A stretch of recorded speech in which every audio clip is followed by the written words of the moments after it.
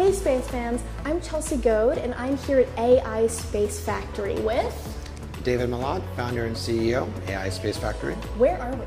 So we're here in New York City. We are at our main offices. I know that you printed Marcia, a Martian habitat, relatively recently. Could you tell me about that and about Terra?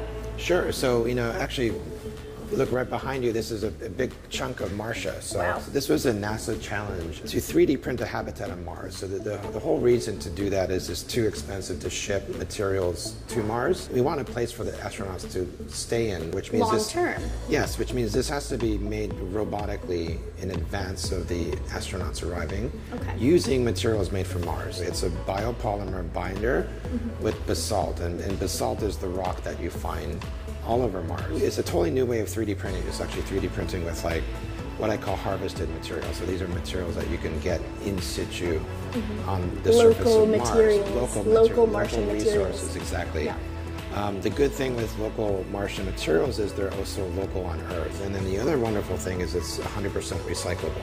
Oh, wow. And to just validate that, we've ground it up and using Marcia to print Terra, which is going to be our Earth habitat.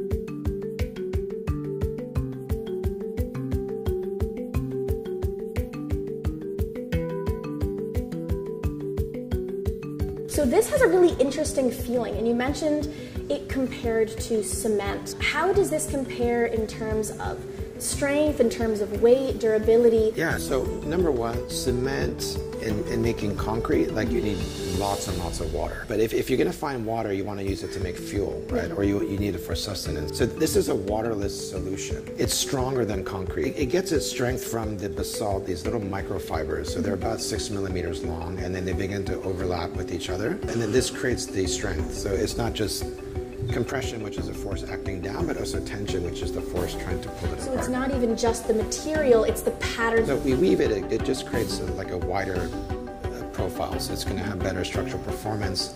You create cavities, which we can infill at like stops in the print. So if there's an Achilles heel to this process, it's like when the material cools and you try to print on top of it again, you have a cold joint. I compare this to cooking. Like eggs, It's like all about timing and temperature. And that's why we are forcing ourselves to print Terra, and we're printing Terra completely outdoors. We feel it's important to print on Earth so that when we do need to go build on the Moon and Mars, we'll have that data.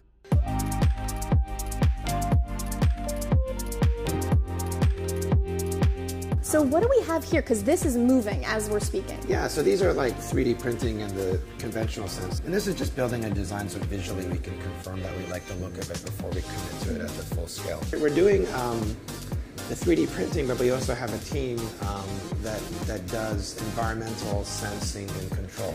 We call this the halo. If you peer down on the top of it, you'll see that there's a microchip that we've developed. Oh, very cool. So the idea with this device and what it's doing is it's recording air temperature, CO2 levels, humidity in the environment, and communicating that information to us in a visual way. This is obviously a smaller robot than the one that we use to print Marcia, but it's the same controllers. It's actually a 6-axis robot. Yeah, so we're kind of like working on like it's called the paintbrush. That's going to build the structure, but we'll let other smart people think about the robotics. Is this still much larger than what you're envisioning for the robot that's going to be 3D printing on Mars?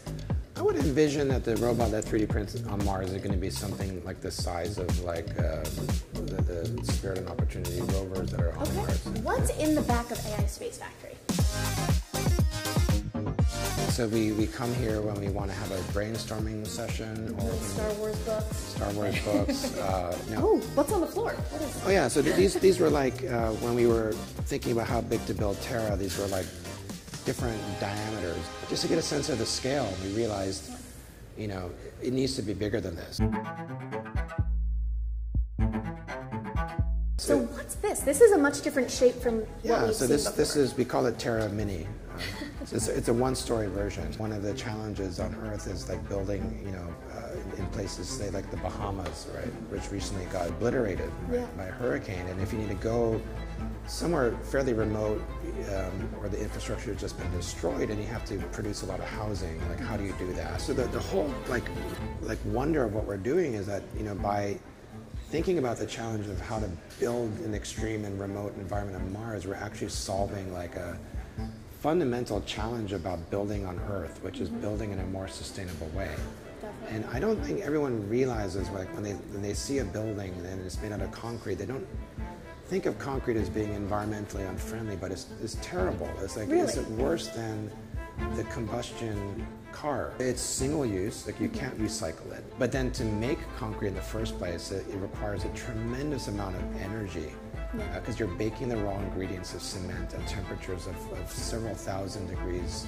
And also there's a lot of water involved, as you mentioned earlier. And a huge amount of water. So concrete is a just terrible, terrible, terrible material. Why not use this Martian technology to solve these huge Earth challenges for construction? As we see more and more of the consequences of climate change, if we start living in 3D printed homes made out of this Martian analog material, how do you foresee it withstanding some of those effects of climate change? The goal is that we mitigate climate change by changing the way that we build. The process of converting the quan or the plant material into the binder very efficiently, then this is actually a carbon negative building procedure, because carbon negative construction isn't usually a thing. Yeah. So I think we're at the point with climate change we need to think like radically, because like just being carbon neutral is not going to cut it. We need to go carbon negative. When we 3D print with that material, we're not releasing that carbon back into the environment. It's trapped in the building material. So this is actually storing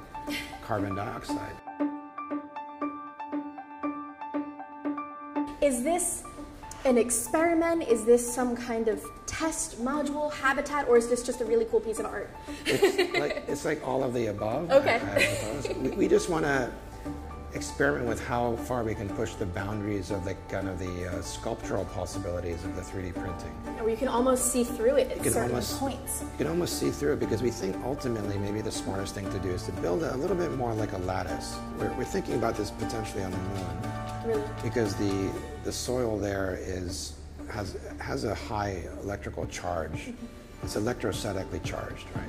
So just thinking just out of the box, if we're printing with the material that has a little bit of iron content in it, we can charge the structure, and it can just basically magnetically, like through static, cause more material to clump onto it. Well, thank you so much for showing me around and for telling me. Yeah, you're welcome. You guys are welcome back anytime.